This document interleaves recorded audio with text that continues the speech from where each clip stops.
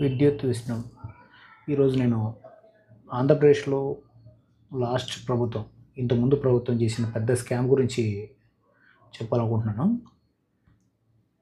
నేను జగన్ మీద ద్వేషంతోనూ, చంద్రబాబు నాయుడు మీద ప్రేమతోనూ, పవన్ కళ్యాణ్ మీద ప్రేమతో మాట్లాడడం లేదు. నేనైతే ఏ రాజకీయ నాయకుడిని అభిమానించను, ఎవరిని అభిమానించొద్దు, ఎవరిని ప్రేమించొద్దు. రాజకీయ నాయకుని ఎస్పెషల్గా మీరు సినిమా హీరోని ప్రేమించవచ్చు, లేదంటే మీ అమ్మా నాన్న ప్రేమించవచ్చు, మీరు ఎవరైనా ప్రేమించవచ్చు. రాజకీయ నాయకుడిని మాత్రం మీరు ప్రేమించకండి. ఈ ప్రజాస్వామ్యంలో మీరు రాజకీయ నాయకుడిని మీరు ప్రేమిస్తే రాజకీయ నాయకుడు చెడిపోతాడు. దాన్ని నమ్ముతాను నేను. సో నాకు ఎవరిపైన అభిమానం కానీ, ప్రేమ కానీ, ప్రత్యేకమైనటువంటి అభిమానం ఏం లేదు నాకు. యాజ్ అన్ ఎలక్ట్రికల్ ఇంజనీర్ నేను మాత్రమే చెప్పగలనుకుంటున్నాను. నేను కన్సల్టెంట్గా వర్క్ చేస్తున్నాను. నా సొంత బిజినెస్లో నాకు సొంత బిజినెస్ ఉంది. నాకున్న ఈ నాలెడ్జ్ వల్ల, నాకున్న ఈ ఎక్స్పీరియన్స్ వల్ల నాకు అర్థమైంది ఏంటంటే, జగన్ ఏం చేశారంటే, ఆయన వాళ్ళ బంధువులు ఒకటి కడపలో మ్యానుఫ్యాక్చరింగ్ యూనిట్ ఉంది. ట్రాన్స్ఫార్మర్స్ మ్యానుఫ్యాక్చర్ చేస్తారు. Servos something transformer manufacturing old unit అది. చాలా ఏళ్ళ నుంచే నడుస్తూ ఉంది కంపెనీ. ఎప్పుడైతే ఈయన జగన్ సీఎం అయినాడో, ఆయన డే 1 నుంచి ట్రాన్స్ఫార్మర్లు మొత్తం డిపార్ట్మెంట్కి సంబంధించిన అన్ని ట్రాన్స్ఫార్మర్లు ఆయన సప్లై చేసినాడు. 20 kVA, 60 kVA, 100 kVA, 150 kVA లాగా ట్రాన్స్ఫార్మర్కి ఆర్డర్ మొత్తం వాళ్ళే తీసుకున్నారు. తర్వాత ఎలక్ట్రికల్ మెటీరియల్ ఏమైతే అవసరం ఉందో, ఎలక్ట్రికల్ కండక్టర్, AAA కండక్టర్ అంటారు, poles, conductor, energy meters, everything what not. ఇది లేదనుకుంటే ప్రతిదీ ఆ కంపెనీ నుంచి కొన్నారు. ఎలా కొన్నారు, ఎంత కొన్నారు, నేను దాని ఆధారాలతో చూపించడానికి నేనేమి ఆధారాలతో రాలేదు ఇక్కడ. డెఫినెట్గా అయితే మాత్రం హై రేట్కే కొన్నారు. వాటిని కొన్నారు, హై రేట్లకే కొన్నారు అని ఎలా చెప్పగలుగుతున్నానంటే, నేను ఒక 1 year, 1.5 year బ్యాక్ ఒక MSME లోన్ తీసుకున్నాను. మిల్లెట్ రోటీస్, జొన్న రొట్టె, సద్ద రొట్టె ఇవి మ్యానుఫ్యాక్చర్ చేయాలా, బల్క్లో లార్జ్ క్వాంటిటీలో కడక్ రోటీ మ్యానుఫ్యాక్చర్ చేసి మార్కెట్ చేయాలనే ఉద్దేశంతో ఇన్వెస్ట్ చేశాను. 19.5 lakhs లోన్ శాంక్షన్ అయితే 15 lakhs ఇచ్చారు బ్యాంక్ వాళ్ళు. ఆ అమౌంట్లో నేను అనుకున్న ఫిగరు ఎలక్ట్రికల్ సప్లై నా ప్లాంట్కి, నా బిజినెస్కి కావాల్సిన పవర్ సప్లై 1.5 km డిస్టెన్స్లో ఉంది. 1 km ఆర్ 1.5 km ఆ డిస్టెన్స్లో ఉంది. దానికి పర్ పోల్ ఒక 10,000 నుంచి 15,000 రూపాయలు ఖర్చు అవుతుంది. యాక్చువల్గా జనరల్గా అయితే నేను చేసుకుంటే 10,000 రూపాయలతో కూడా చేసుకోవచ్చు, నేనే చేసుకుంటే. నాకున్న ఎక్స్పీరియన్స్ వల్ల, నాకు దాని గురించి కంప్లీట్ అవగాహన ఉండడం వల్ల. సో దాన్ని వాళ్ళు ఎంత కోట్ చేశారు, 15 పోల్స్కి 3 లక్షల రూపాయలు కోట్ చేశారు కంప్లీట్గా, ఇంక్లూడింగ్ బ్రైబరీస్, వాళ్ళ ఛార్జెస్. ఒక చిన్న ట్రాన్స్ఫార్మర్, ఒక 20 kV ట్రాన్స్ఫార్మర్కి నాకు 10 kW లోడ్ కావాలంటే 20 kV ట్రాన్స్ఫార్మర్ ఇస్తారన్నారు. So out and 3.3 lakhs to 3.5 lakhs estimation ఇచ్చారు నాకు.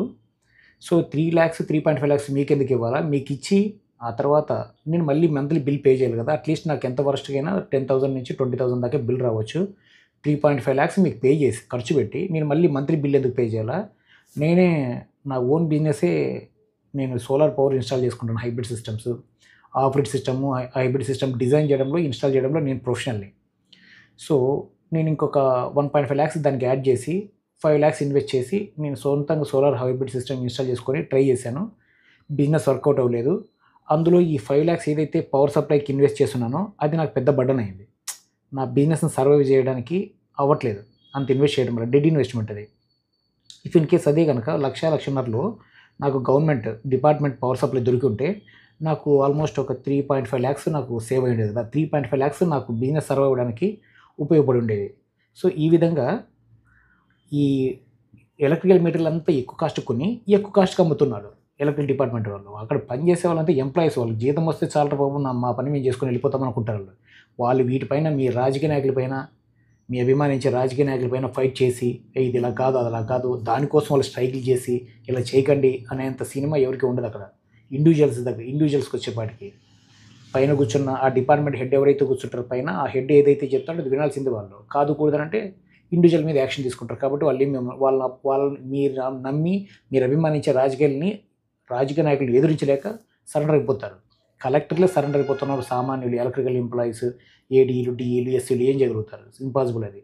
సో నేనేం చెప్పొస్తున్నానంటే, రాజకీయ నాయకులను అభిమానించకండి దయచేసి. ఈయన ఈ ట్రాన్స్ఫార్మర్ మ్యానుఫ్యాక్చరింగ్ కంపెనీ తర్వాత ఏం చేసింది తెలుసా?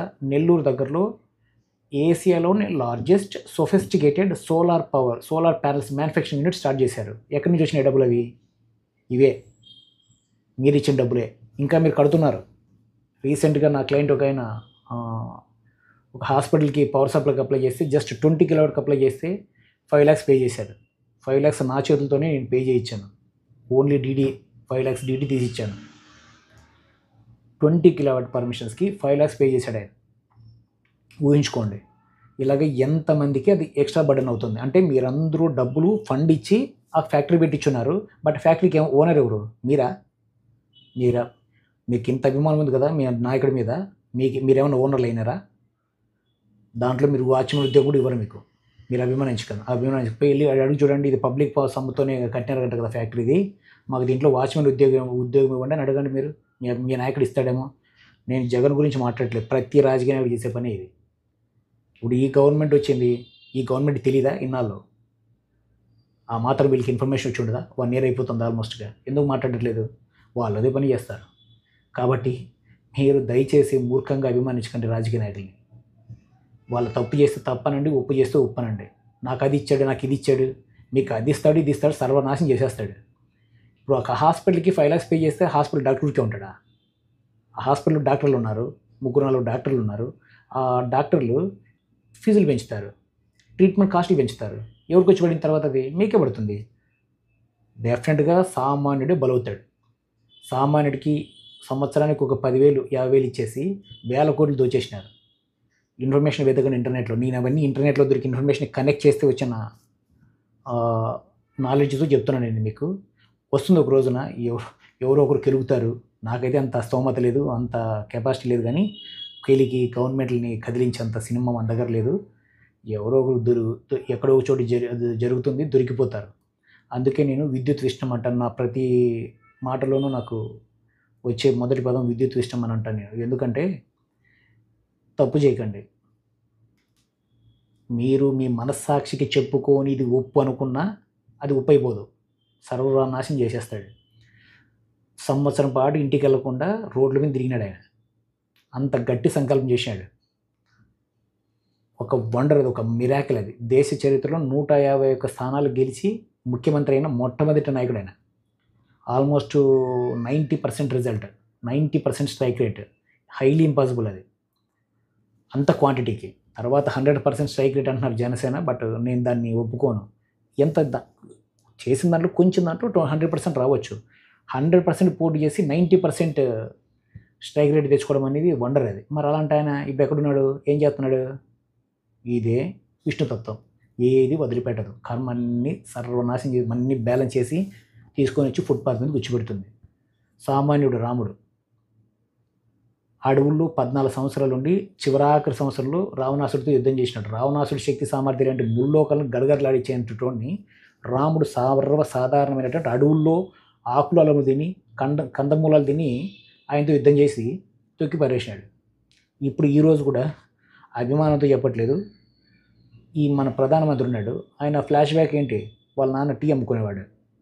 ఆ టీ అమ్ముకునేటప్పుడు వాళ్ళ నాన్న దగ్గర ఆ టీ కప్పులు తీసుకొని అందించుంటాడా కస్టమర్స్కి? ఆ టీ కప్పులు కడుగుంటాడు ఆయన? ఖచ్చితంగా చేస్తుంటాడు. ఇవన్నీ ఊహించినారా ఈరోజు మీరు? ప్రపంచమంతా షేక్ అయిపోతుంది. ఇంకా 10 సంవత్సరాలను ఎవరు కదిలించలేరు. అంత అభిమానం సంపాదించుకున్నాడు. ఎక్కడి నుంచి వచ్చింది ఆ శక్తి సామర్థ్యం? ఎందుకు వచ్చింది? అంత ప్రజల్లో ఎందుకు అంత అభిమానం వచ్చింది? ఎందుకు అంత నమ్మకం వచ్చింది ఆయన మీద? అంత ఈశ్వరేచ్ఛ. నేను పెద్ద పోటుగాన్ని, నేనేమని చేయగలుగుతానని విర్రవేగిన అందరూ సర్వనాశనం అయిపోయినారు. రావణాసుడు, దుర్యోధనుడు, హిరణ్యకశిపుడు, వాళ్ళకన్నా శక్తివంతులేం కాదు మీ రాజకీయ నాయకులు, మీరు అభిమానించే రాజకీయ నాయకులు. విర్రవేగితే తొక్కి నారదీయడమే ఈశ్వరుడి పని. Thank you. విద్యుత్ విష్ణు.